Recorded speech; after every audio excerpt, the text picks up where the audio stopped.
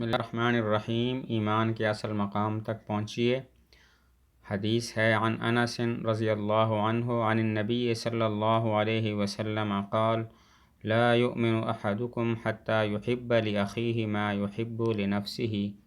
رسول اللہ صلی اللہ علیہ وسلم نے فرمایا، تم میں سے کوئی مومن نہیں ہو سکتا جب تک کہ اپنے بھائی کے لیے وہی نہ چاہے جو اپنے لیے چاہتا ہے۔ صحیح بخاری کے اندر یہ حدیث ہے، باب ہے من الایمان ان یحب لاخیہ ما یحب لنفسہ۔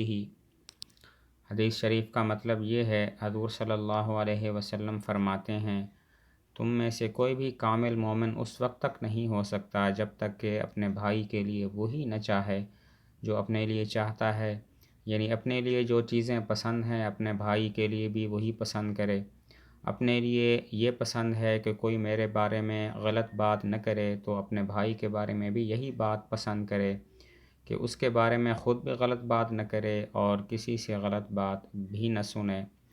اپنے لیے جو منفعت اور مصالح چاہتا ہے تو اپنے بھائی کے لیے بھی منفعت اور مصلحتیں چاہیں۔ اپنے لیے چاہتا ہے کہ مجھے کوئی نقصان نہ ہو تو اپنے بھائی مسلمان بھائی کے لیے بھی چاہے کہ اسے کوئی نقصان نہ ہو۔ اللہ تعالیٰ عمل کرنے کی توفیق عطا فرمائے۔